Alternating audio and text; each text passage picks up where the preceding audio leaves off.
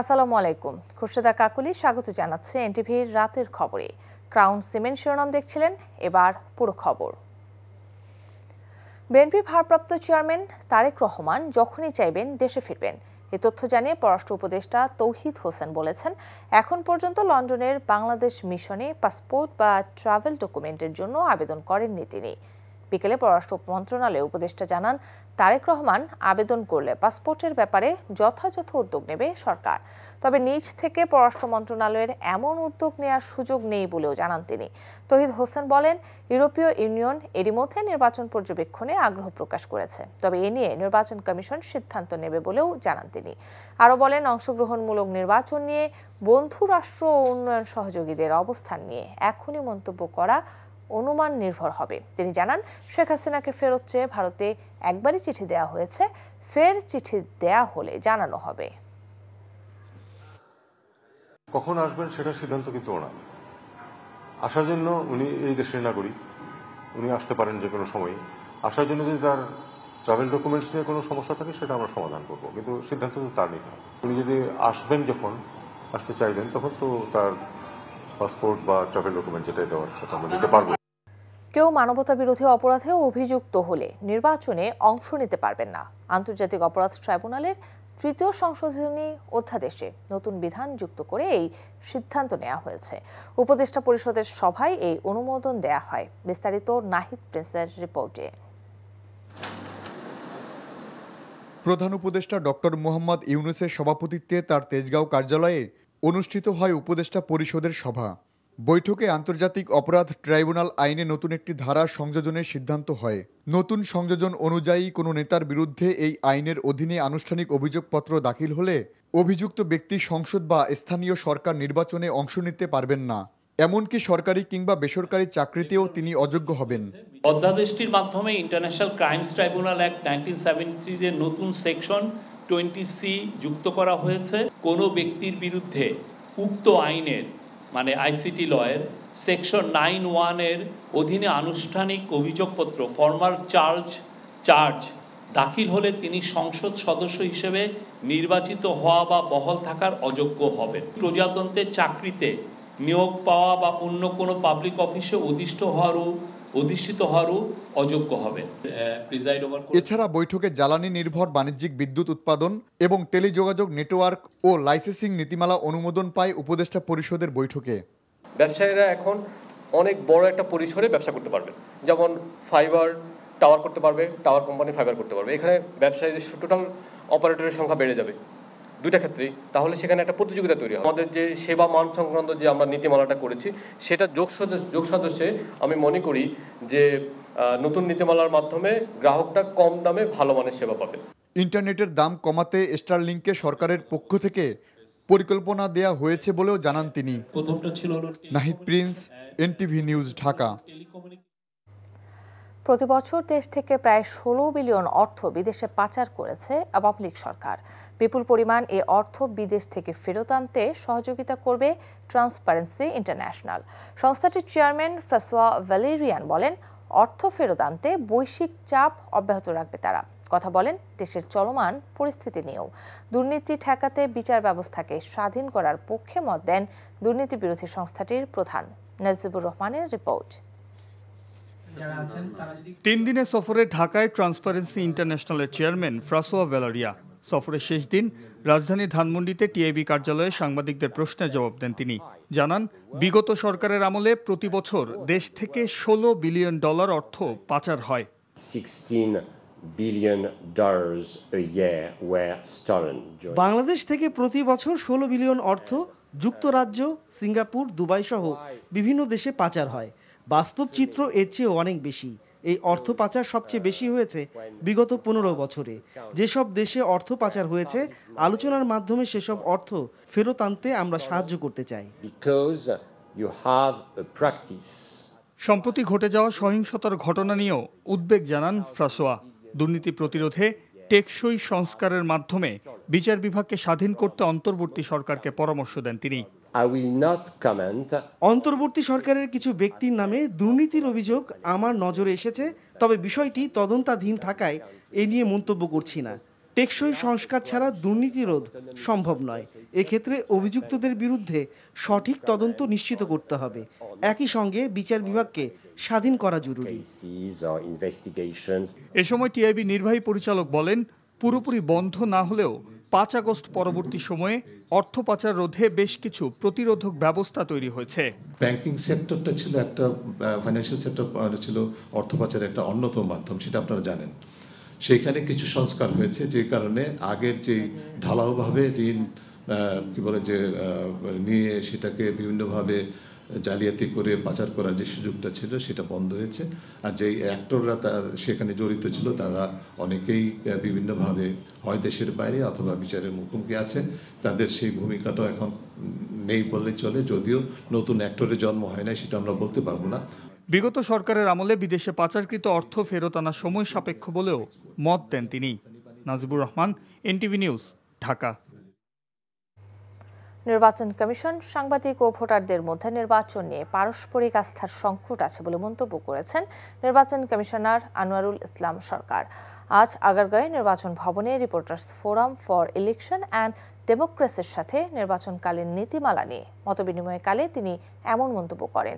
অপর কমিশনার আব্দুর রহমানুল মাসুদ বলেন, সাংবাদিকরা যেন সুষ্ঠুভাবে তাদের পেশাগত দায়িত্ব পালন করতে পারে, সেটি নির্বাচন কমিশন সর্বতোভাবে চায়।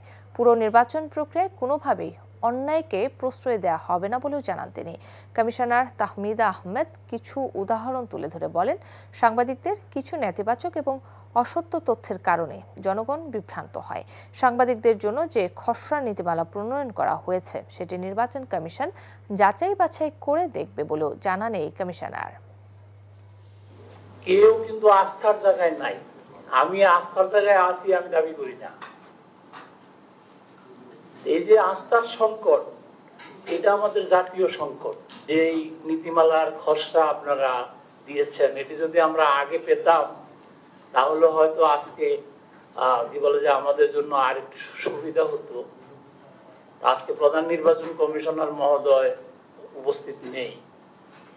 আমি বিশ্বাস করি যে প্রত্যেকটা বিষয়ই চুলচেরা বিশ্লেষণ করা দরকার রয়েছে।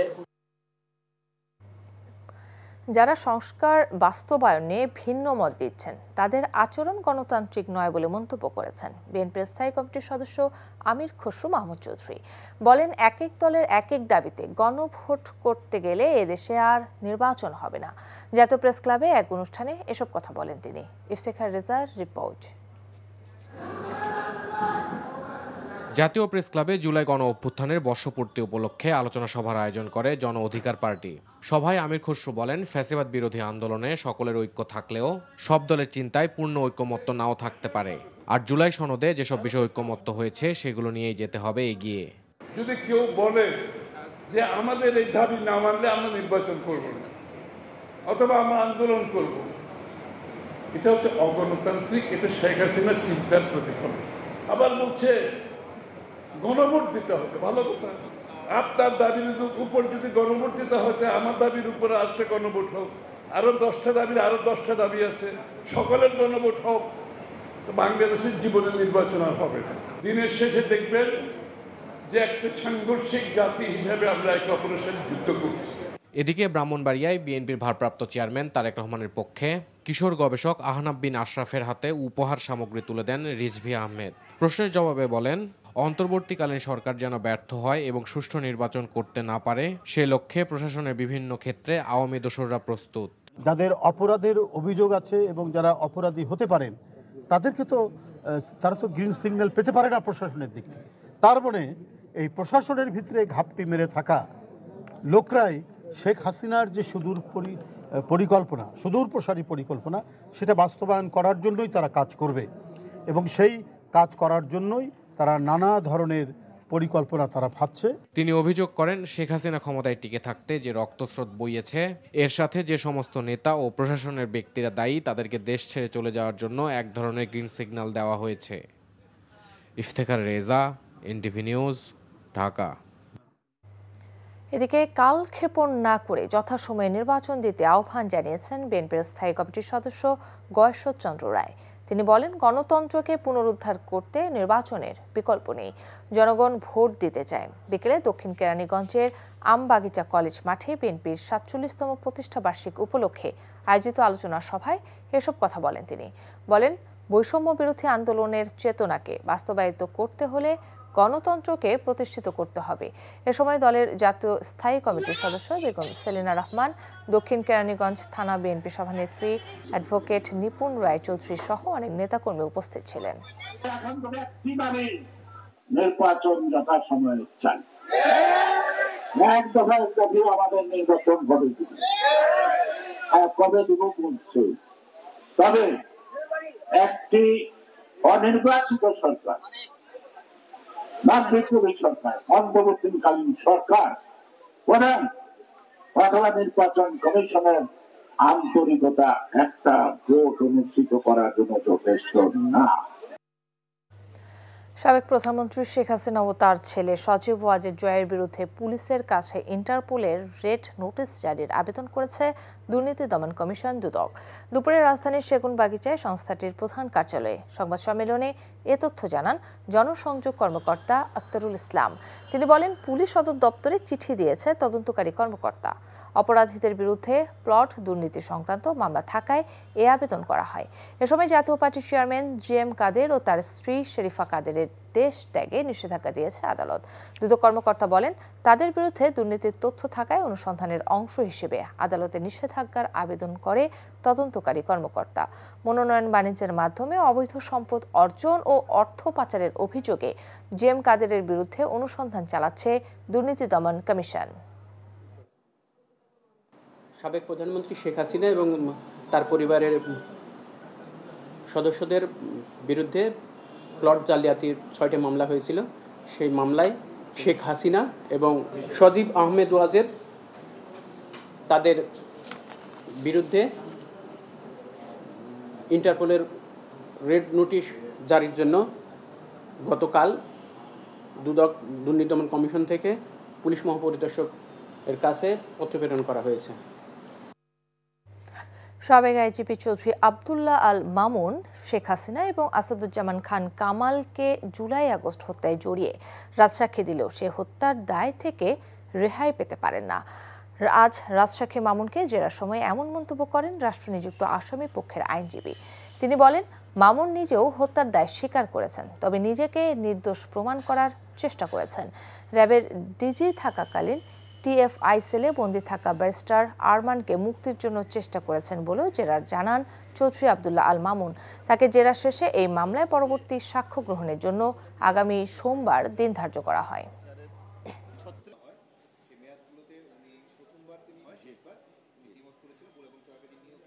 আইজিপি সাহেব নিজেকে নির্দোষ প্রমাণ করার চেষ্টা করতেছেন। উনি সকল অপরাধের সঙ্গে জড়িত স্বীকার করেছেন। অতএব যেহেতু তিনি স্বীকার করেছেন, অতএব তিনি ওনার স্বীকারোক্তি অবস্থা থেকে উনি নিষ্কৃতি পাইতে পারেন না। আমার বক্তব্য হলো যে আমার আসামি দ্বয় তারা কোনো অপরাধ করে না, তারা কোনো হত্যার সঙ্গে জড়িতও ছিল না, তারা কোনো নির্দেশও দেয় না। পূর্বাচলে ৩০ কাঠা প্লট বরাদ্দে জালিয়াতির ঘটনায় দুদকের করা ৩ মামলায় সাবেক প্রধানমন্ত্রী শেখ হাসিনা, তার বোন শেখ রেহনা সহ আসামিদের বিরুদ্ধে ৫ জন করে ১৫ জন সাক্ষ্য দিয়েছেন আদালতে। আগামী ২১শে সেপ্টেম্বর সাক্ষ্য গ্রহণের পরবর্তী তারিখ ধার্য করা হয়েছে। সাক্ষীদের সাক্ষ্য গ্রহণের আগে আসামিদের পক্ষে মামলা লড়তে ৪ আইনজীবী আবেদন করলে অনুমতি দেননি আদালত। বিচারক বলেন, দুর্নীতি মামলায় পলাতক আসামিদের পক্ষে আইনি লড়াইয়ের সুযোগ নেই। গত ৩১ জুলাই আলাদা ৬ মামলায় শেখ হাসিনা পরিবারের ৭ সদস্য সহ ২৩ জনের বিরুদ্ধে অভিযোগ গঠন করা হয়। পলাতক আসামিদের জন্য পলাতক আসামিদের এখানে আইনজীবী নিয়োগ করার কোনো বিধান নেই এবং শুধুমাত্র তারা একটা রেফারেন্স টানতে চেয়েছিল যে অন্যান্য মামলায় যেটা বিজ্ঞ আদালত বলেছে যে ক্যাপিটাল পানিশমেন্ট যে মামলায় আছে শুধুমাত্র সেই মামলায় রাষ্ট্রই নিয়োগ করা হয়।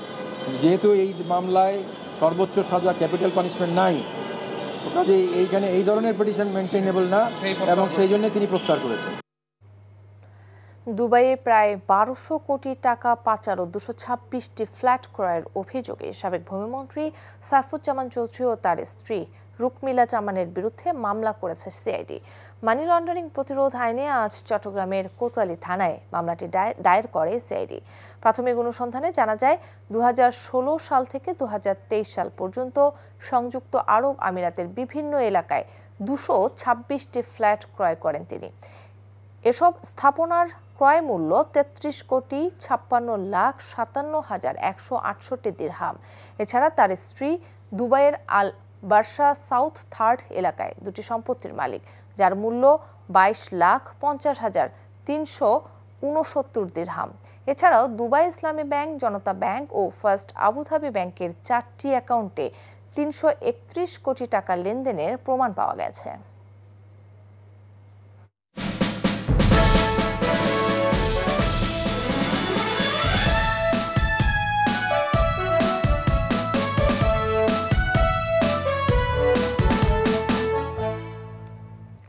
সে সময়ে জমে উঠেছে ডাকসু নির্বাচনের প্রচারণা।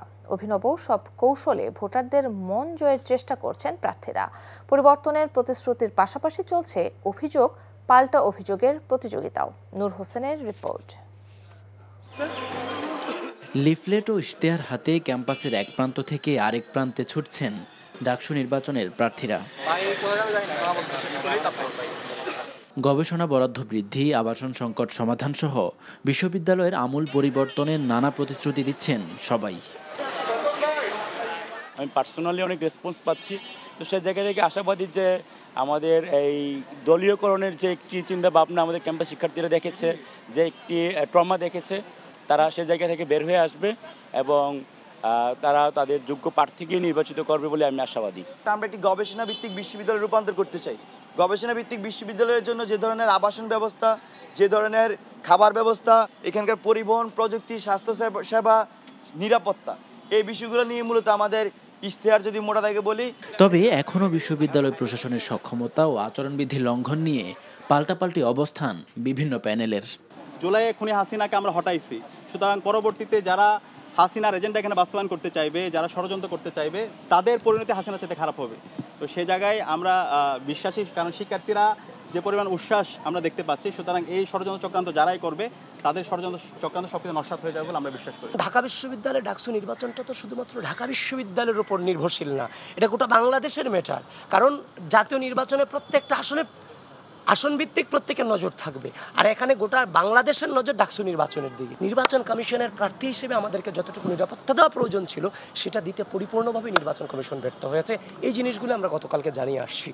নির্বাচনী পরিবেশ সুষ্ঠু রাখতে এখন থেকেই বিশ্ববিদ্যালয় ক্যাম্পাস ও আবাসিক হলে বহিরাগত নিয়ন্ত্রণে কঠোর ব্যবস্থা নেওয়ার কথা জানিয়েছেন চিফ রিটার্নিং কর্মকর্তা।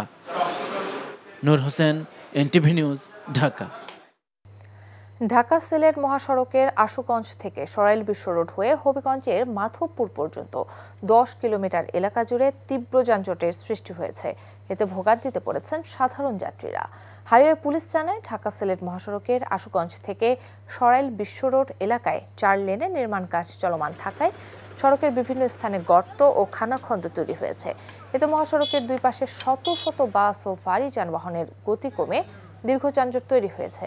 পরিস্থিতি স্বাভাবিক রাখতে পুলিশ কাজ করছে, ফলে চরম ভোগান্তিতে পড়েছেন এই রোডে চলাচলকারী যাত্রীরা। যারা নির্বাচন বানচাল করার চেষ্টা করছে তাদের স্বরূপ দেশবাসীর সামনে তুলে ধরতে সরকারের প্রতি আহ্বান জানিয়েছে বিপ্লবী ওয়ার্কার্স পার্টির সভাপতি সাফুল হক। জাতীয় প্রেস ক্লাবে ছাত্র জনতার আন্দোলন রক্ষা শীর্ষক এক প্রতিবাদ সভায় তিনি কথা বলেন। তিনি অভিযোগ করেন, নির্বাচন বানচাল করে একটি মহল দেশকে গভীর রাজনৈতিক অস্থিরতার দিকে ঠেলে দিচ্ছে। রাজনৈতিক দলগুলোর প্রতি আহ্বান জানিয়ে তিনি বলেন, এমন কোনো দাবি দেওয়া উত্থাপন করা ঠিক হবে না যাতে জাতীয় ঐক্য নষ্ট হয়। পাশাপাশি নির্বাচন কমিশনকে ন্যায় ও সঠিক পথে চলার আহ্বান জানান তিনি। প্রকৌশল শিক্ষার মানোন্নয়নে ইনস্টিটিউশন অফ ইঞ্জিনিয়ার্স বাংলাদেশ আইইবিতে সেমিনার অনুষ্ঠিত হয়েছে। বিকেলে রাজধানীর রমনায় সংগঠনটির প্রধান কার্যালয়ে board of accreditation for engineering and technical education BAET এর উদ্যোগে সেমিনারের আয়োজন করা হয়। এ সময় বক্তারা বলেন, বাংলাদেশের প্রকৌশল শিক্ষাকে বৈশ্বিক মানের সাথে সামঞ্জস্যপূর্ণ করা এখন সময়ের দাবি। এজন্য শক্তিশালী স্বীকৃতি কাঠামোর পাশাপাশি একাডেমিক ও শিল্প খাতের কার্যকর সমন্বয় এবং আন্তর্জাতিক মানদণ্ডের দক্ষতা বাড়ানো প্রয়োজন। সেমিনারে মূল প্রবন্ধ উপস্থাপন করেন ইঞ্জিনিয়ার্স অস্ট্রেলিয়ার head of credentials doctor Zubair Syed. যাত্রা শুরু করলো আকিজ ভেঞ্চার গ্রুপের নতুন ব্র্যান্ড আকিজ কেবলস। আজ দুপুরে রাজধানীর তেজগাঁওয়ে আকিজ হাউসে কেক কেটে আনুষ্ঠানিক যাত্রার উদ্বোধন করা হয়। উদ্বোধন করেন আকিজ গ্রুপের প্রতিষ্ঠাতা মরহুম শেখ আকিজউদ্দিনের সহধর্মিণী মনোয়ারা বেগম। প্রথম ধাপে বাজারে এসেছে ঘরোয়া ও বাণিজ্যিক ওয়্যারিং কাজে ব্যবহার উপযোগী ডোমেস্টিক কেবলস। প্রতিটি কেবলের সঙ্গে থাকবে শর্ত সাপেক্ষে 25 বছরের পারফরমেন্স ওয়ারেন্টির নিশ্চয়তা। অনুষ্ঠানে প্রতিষ্ঠানের চেয়ারম্যান শেখ শামীম উদ্দিন জানান, খুব শিগগিরই আকিজ কেবল বাজারে আনতে যাচ্ছে medium voltage, super enamel, telecommunication এবং অপটিক্যাল ফাইবার কেবল। উপস্থিত ছিলেন senior marketing manager Asaduzzaman Dipu.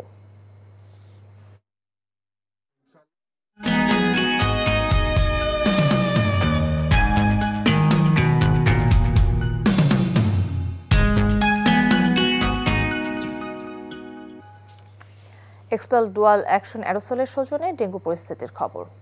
সবশেষ 24 ঘন্টায় দেশে ডেঙ্গু আক্রান্ত হয়ে আরও 3 জনের মৃত্যু হয়েছে। একই সময়ে ডেঙ্গু আক্রান্ত হয়ে বিভিন্ন হাসপাতালে ভর্তি হয়েছেন 363 জন। স্বাস্থ্য অধিদপ্তর থেকে পাঠানো প্রেস বিজ্ঞপ্তিতে এ তথ্য জানানো হয়। বিজ্ঞপ্তিতে বলা হয়, 24 ঘন্টায় ডেঙ্গু আক্রান্ত হয়ে হাসপাতালে ভর্তি রোগী সবচেয়ে বেশি বরিশাল বিভাগে 88 জন। এছাড়া চট্টগ্রাম বিভাগে 50 জন, খুলনা বিভাগে 16 জন, রাজশাহী বিভাগে 16, ময়মনসিংহ বিভাগে 10 জন, ঢাকা বিভাগে 70 জন, ঢাকা উত্তর সিটি কর্পোরেশনে 56 জন এবং ঢাকা দক্ষিণ সিটি কর্পোরেশনেও 56 জন, সিলেট বিভাগে 1 জন। এবছরের 4 সেপ্টেম্বর পর্যন্ত মোট ডেঙ্গু আক্রান্ত হয়েছে 33,309 জন। চলতি বছরে এ পর্যন্ত ডেঙ্গুতে মৃত্যু হয়েছে 130 জনের।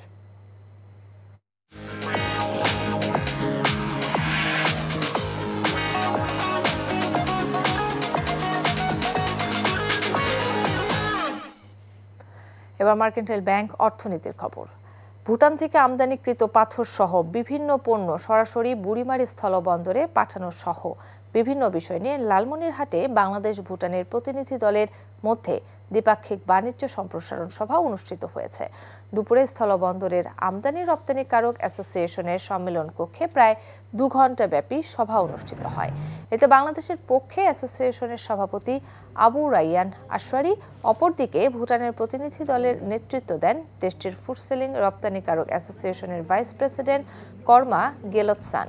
সভায় ভুটান থেকে আমদানিকৃত প্রতি টন পাথরের মূল্য কমিয়ে $14 নির্ধারণ, দেশটির জায়গা স্থলবন্দর দিয়ে বাংলাদেশি ব্যবসায়ীদের জন্য ভিসা ইস্যুর দাবি সহ বিভিন্ন বিষয় নিয়ে আলোচনা হয়।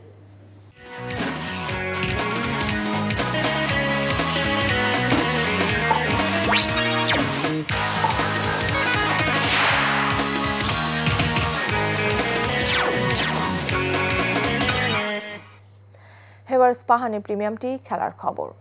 ক্রিকেটারদের কল্যাণে গঠিত সংগঠন কোয়াবের নতুন সভাপতি হলেন বর্তমান ক্রিকেটার মোহাম্মদ মিথুন।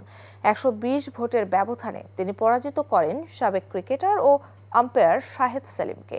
ক্রিকেটারদের সমস্যা সমাধানের জন্য প্রয়োজন হলে বোর্ডের সঙ্গে লড়াই করতে প্রস্তুত নতুন এই কমিটি, এমনটাই জানালেন নতুন সভাপতি। মমিনুর রিপনের রিপোর্ট। কোয়াবের নির্বাচন উপলক্ষে বিসিবির একাডেমি প্রাঙ্গণে বসেছিল তারার মেলা। আগামী মাসে অনুষ্ঠিত হতে যাওয়া ক্রিকেট বোর্ডের নির্বাচনের আলোচিত 2 প্রার্থী ও সাবেক 2 অধিনায়ক আমিনুল ইসলাম বুলবুল ও তামিম ইকবালও উপস্থিত ছিলেন। কোয়াবের নির্বাচনে অবশ্য তামিম ইকবালের কথাই বেশি শোনা যাচ্ছিল। সরাসরি না বললেও তিনি বুঝিয়ে দিলেন বিসিবি নির্বাচনের কারণেই সরে দাঁড়িয়েছেন তিনি। এটা রিজন আপনারাও জানেন আমি কি কারণে আসি নাই, সো ওটা আশা করি সামনে আপনারাও বুঝতে পারবেন। সবকিছুর দিক থেকে যদি লুক আফটার করে তো তাদের তো কোনো কাজ করার উচিত না, বিকজ কি নিয়ে কমপ্লেন করবে। সো আমার মনে হয় যে ওদের চেয়ে বেশি ক্রিকেট বোর্ডের দায়িত্ব যে ওদেরকে সব ধরনের ফ্যাসিলিটিস দেওয়া হোক, যেটা ওদের রাইটস আর যেটার জন্য ওরা মানে যোগ্য। সো এই জিনিসগুলো যদি ক্রিকেট বোর্ড সবকিছু ঠিকভাবে করে, কোয়াবের তো কোনো কিছু কমপ্লেনই করা থাকবে না। 11 পদের মধ্যে 10 জনই বিনা প্রতিদ্বন্দ্বিতায় নির্বাচিত হয়েছেন। শুধু সভাপতি পদেই ভোট হয়েছে। 215 ভোটারের মধ্যে অংশ নিয়েছেন 190 জন বর্তমান ও সাবেক ক্রিকেটার। সেখানে 120 ভোটের ব্যবধানে সেলিম শাহেদকে হারিয়ে প্রথমবারের মতো কোয়াবের নির্বাচিত সভাপতি হয়েছেন মোহাম্মদ মিথুন। একটা জিনিস দুইভাবে আদায় করা যায়, একটা হচ্ছে রিকোয়েস্ট করে সুন্দরভাবে প্রেজেন্ট করে আদায় করা যায়, আরেকটা জিনিস হচ্ছে ফাইট করে। আমরা ডেফিনেটলি চেষ্টা করব তাদের সাথে সুন্দর একটা সমঝোতার মধ্যে সব কিছু সমাধান করা। এরপরে যদি না হয়, আলটিমেটলি আমি যেহেতু প্লেয়ারদের স্বার্থে এসেছি, প্লেয়ারদের পক্ষে আমার কথা বলতে হবে। তাতে যদি বোর্ডে যদি কেউ অখুশি হয়, সেটা তো আমার কিছু করার নাই, কারণ আমার বর্তমান প্লেয়ারদের প্রতিনিধি হিসেবে যেহেতু এসেছি, আমার তাদের স্বার্থটাই আগে দেখতে হবে। ক্রিকেটারদের স্বার্থ রক্ষায় নিঃশর্তে কাজ করতে চায় নতুন কমিটি।